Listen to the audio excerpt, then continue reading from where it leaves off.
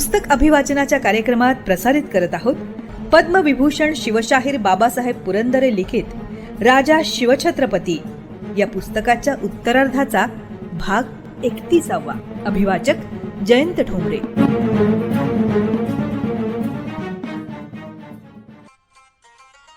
बादशहानं ठरवल्याप्रमाणे आणि त्यांच्या हुकुमाप्रमाणे महाराजांना आणि शंभूराजांना 5000 मनसबदारांच्या रांगेत नेण्यात आलं। ही रांग बादशहापासून बरीच दूर होती।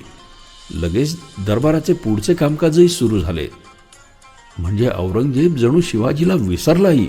ही उपेक्षा, ही तुच्छता तो अगदी जाणून बुजून दाखवित होता। 2 सामान्य सरदार स्वागताला पाठवण्यापासून त्याने महाराजांच्या अपमानांची योजनाच केली होती हे उघड झाले। महाराजांना 5000 सरदारांच्या रांगेत उभं करण्यात आलं। महाराजांच्या मस्तकात आग उसळू लागली। ते समोर पाहू लागले। त्यांच्या समोरच त्यांच्याकडे पाठ करून काही सरदार उभे होते। महाराजांच्या पुढे सरदारांची एवढी दाटी होती की तो बादशाह तिथून महाराजांना दिसतही नव्हता। एवढ्यात दरबारच्या पान सुपारीचे तबक फिरू लागले। महाराजांना पान सुपारी मात्र मिळाली। बेचैन झालेले महाराज समोर पाहतात तो दरबाराच्या मानाची खिलत वाटण्याचा समारंभ सुरू झाला होता। ही मानाची खिलत शहजाद्यास देण्यात आली, वजीर जाफर खानास देण्यात आली आणि महाराजांच्या पुढे पाठमोरा उभ्या असलेल्या एका सरदारालाही देण्यात आली। या सरदाराचे नाव होते जसवंतसिंह राठोड। महाराजांना याही मानातून औरंगजेबानं वगळलं।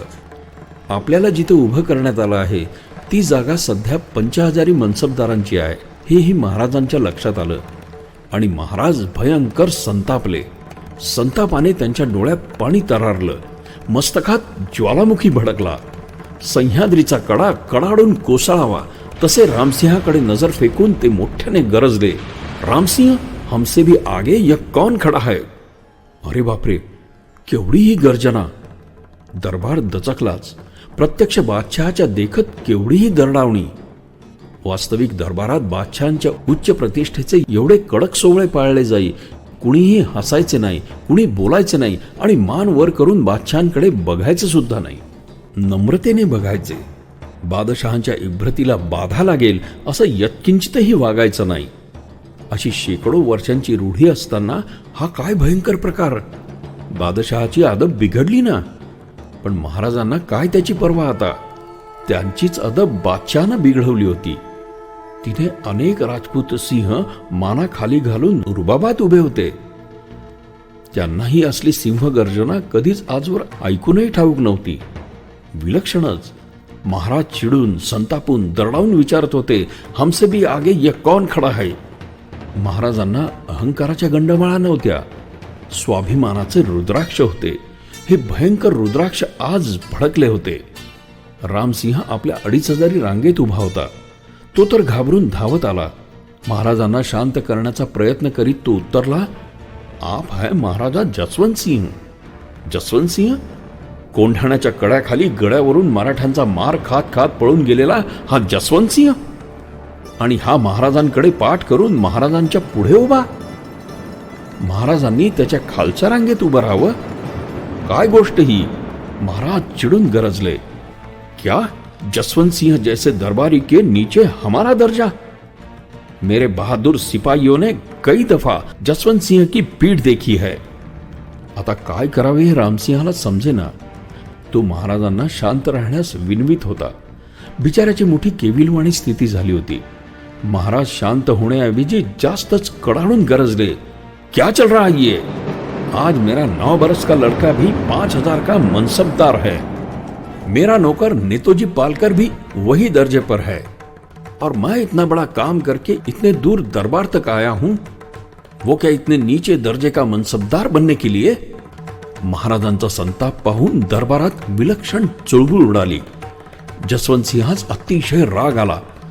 शिवाजी राजांच्या या निधड्या धारिष्ट्याचे सर्वांनाच आश्चर्य वाटले। काय हा बेडरपणा! इथे बादशहांच्या डोळ्याला डोळा देण्याची बड्या बड्या लोकांची हिंमत होत नसे। मांजरासारखे दबत दबत वागतात आणि हा मराठा भर दरबारात बादशहाची पर्वा न करता आपल्या अपमानाबद्दल तडक संतापतो। हा वाघाच्या जातीचा, हिम्मत बुलंद।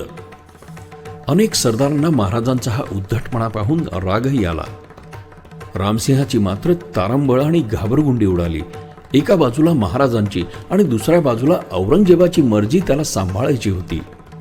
महाराजांच्या संतापाचे ध्वनी औरंगजेबांपर्यंत पोहोचले आणि त्याने रामसिंहास बोलावून म्हटले, रामसिंह, शिवाजी से पूछो त्योरियां क्यों चढ़ गई है.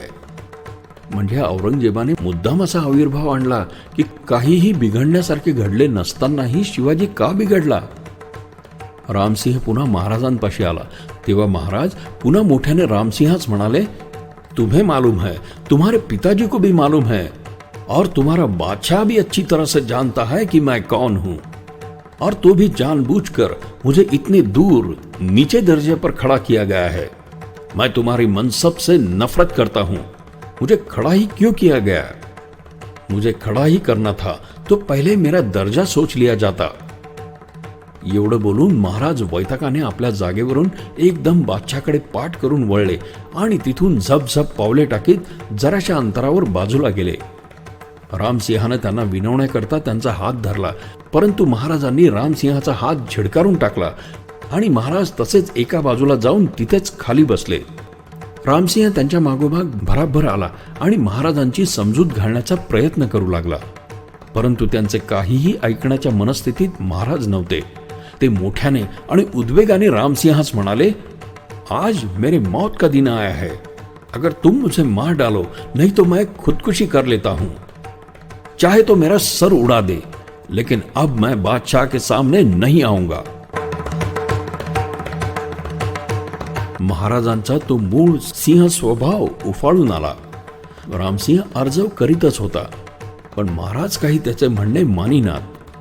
त्यांनी साफ सांगितलं की माझा प्राण घेतला तरी मी बादशाह पुढे येणार नाही.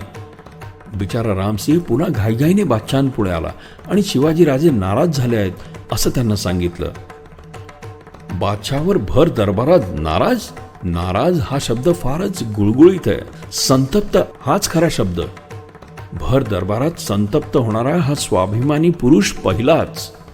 औरंगजेबाने लगेच मुल्तफ खान, अकील खान आणि मुखलिस खान या तिघा सरदारास सांगितलं की शिवाजीपाशी जा, त्याला खिलत द्या आणि त्याची समजूत घालून त्याला तख्तापुढे घेऊन या.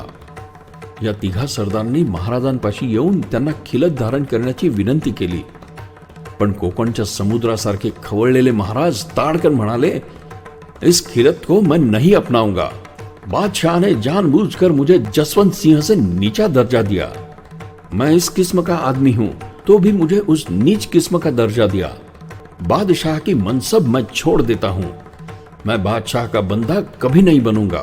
चाहे मुझे मार डालो या कैद करो, लेकिन यह खिलत मैं नहीं लूंगा. ही अशी भयंकर वीज कडाडल्यानंतर ते तिघे सरदार परत बादशाहकडे गेले आणि हा सर्व जळजळीत प्रकार त्यांनी बादशाहला सांगितला.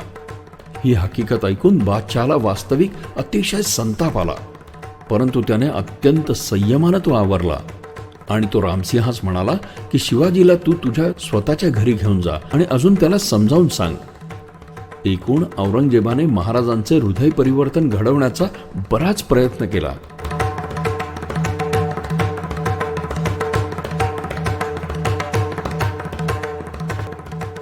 औरंगजेबाच्या हुकुमाप्रमाणे रामसिंह निघाला. त्याने महाराजांना आपल्या घरी चढण्याची विनंती केली. तेही त्वरित निघाले. शंभूराजांसह त्यांना घेऊन रामसिंह दरबारातून बाहेर पडला. बस हीच महाराजांची आणि औरंगजेबाची पहिली आणि शेवटची मुलाखत.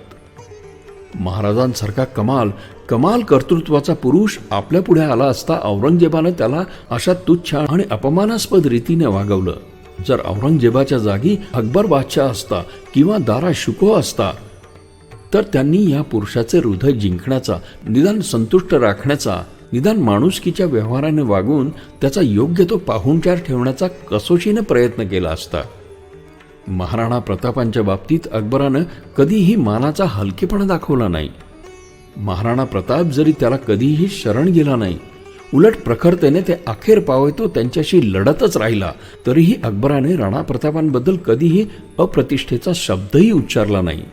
उलट राणा प्रतापांबद्दल त्यांच्या मनात आदर आणि कौतुकच वसत होते. त्याच्या उलट शिवाजी म्हणजे कुत्ते की औलाद असे औरंगजेब म्हणत असे. औरंगजेब अत्यंत कर्तबगार आणि जबाबदार पुरुष होता. त्याच्या अंगी कित्येक सद्गुण खरोखरच पराकोटीचे थोर होते. परंतु हा महान थोर बादशाह आपल्या काही भयंकर दुर्गुणांमुळे अगदी वाया गेला. या दुर्गुणातच त्याच्या अपयशाचे सारे सार भरलेले आहे. मनाचा अनुदारपणा, सर्वांबद्दल संशयखोर वृत्ती, स्वतःच्याच निष्ठावंत सेवकांचाही नाश करून टाकणारा विश्वासघातकी, कपटी आणि कृतज्ञ स्वभाव आणि धर्मप्रेमाच्या विक्षिप्त कल्पना त्याने अंगी भिनवून घेतल्यामुळे स्वतःच्या आणि मोगल साम्राज्याच्या नाशाचा आपण पाया घालीत आहोत ही गोष्ट या तीक्ष्ण बुद्धीच्या मनुष्याच्या ध्यानात आली नाही. मानवी बुद्धीला थक्क करून सोडतील अशी भयंकर कपटी कृत्य रचण्यात आणि ती पार पाडण्यात तो आपली अलौकिक बुद्धी खर्च करीत असे. परंतु स्वतःचा, मोगली सत्तेचा आणि स्वजनांचा उत्कर्ष साधू शकणारा कल्याणकारी मुत्सद्दीपणा त्याला कधीच साधता आला नाही. ते त्याच्या रक्तातच नव्हतं. त्यामुळे औरंगजेबावर कडवट शब्दात टीका करण्याची व कठोर विशेषणे देण्याची जरूरच राहत नाही. औरंगजेब या 5 अक्षरातच सर्व कडू विशेषणांचा अर्क उतरलेला असतो. मुत्सद्देगिरी दाखवण्याची उत्तम संधी औरंगजेबानं गमावली. रामसिंह आपल्या घरी महाराजांना घेऊन आला. तिथे दोघेही बसले. आजचा सगळा प्रकार म्हणजे रामसिंहाला अजब चमत्कार वाटला. वर्षानुवर्षे खाली माना घालून बादशहांपुढे उभे राहणाऱ्या सर्वच राजपुतांना आज भर दरबारात विजेचा लोळ कडाडल्यासारखे वाटले. रामसिंह घरी आल्यावर महाराजांना बादशहांचे म्हणणे समजावून सांगू लागला. तेव्हा महाराजांनी त्यांना करडा जवाब दिला. ते म्हणाले, ये कौन बादशाह? मैं शिवाजी हूं और मुझे जसवंत सिंह से भी नीचा दर्जा? बादशाह दुनियादारी भी कुछ नहीं समझता. हा जवाब ऐकून रामसिंह सरदच झाला. आपल्या मुलखातून 500 कोस दूर औरंगजेबाच्या घरात येऊन हा माणूस सरळ सांगतोय की तुमच्या बादशहाला व्यवहारच समजत नाही. या शिवाजी पुढे आपली निस्सत्व मात्र उपयोगी पडत नाही हे रामसिंहानं ओळखलं. आपल्या बापानं या भयंकर माणसाच्या सुरक्षेची जबाबदारी आपल्या शिरावर टाकलीये खरी, पण शेवट काय होणार कोण जाणे, कठीण आहे. रामसिंहाच्या घरी महाराज अर्धा तास होते.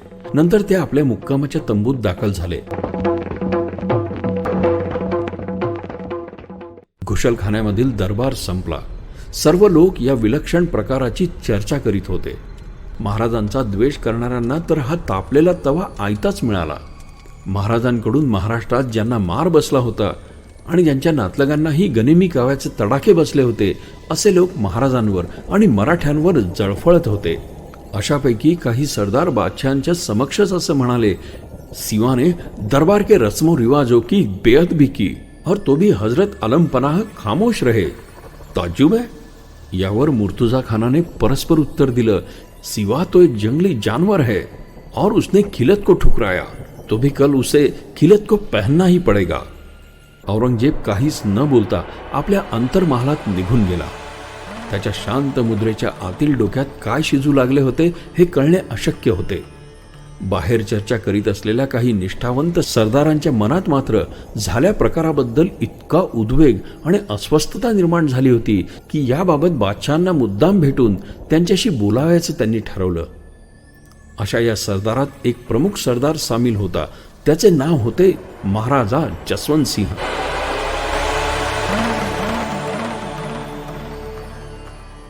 महाराज आता विचार करीत होते. आपण आग्र्यास येऊन पुरते फसलोत ही गोष्ट महाराजांना समजून चुकली. औरंगजेबाबद्दल मिर्झा राजांना वाटलेला विश्वास अगदीच फोल होता. त्यांच्या आश्वासनांनी आणि वचनांनी आपण भारावलो. फारच मोठी चूक झाली. सर्व अंदाज चुकले. मिर्झा राजांचा अप्रामाणिकपणा नव्हे, पण त्यांचा मोगल सुलतानांबद्दलचा भोळसट भक्तिभावच अखेर आपल्याला नडला. कारण आपण मिर्झा राजांच्या विलोभनांना भुललो. राजपुतांच्या शब्दाला इथं फारशी किंमत नाही. जर आपण दरबारातलाही अपमान निमूटपणे सहन केला असता तर जगामध्ये आपली कायमची नामुष्की झाली असती. तो एक थट्टेचा विषय झाला असता. आषाढ भूतासारखे बादशहाच्या दारात गेले, नजराणे पण दिले, मुजरे केले, पण अपमान वेचीत परत आले. पण आता परत तिथे धडपणे जायला मिळते की नाही कोण जाणे. आपल्याला अशाच तुच्छतेने वागवायचे असे बादशहांना आधीपासूनच ठरवलेले होते खास. आता आणखीन त्यांच्या मनात काय काय आहे हे श्री जाणे. राजकारण तर फसलेच. आता चिंता इथून सही सलामत सुटण्याची.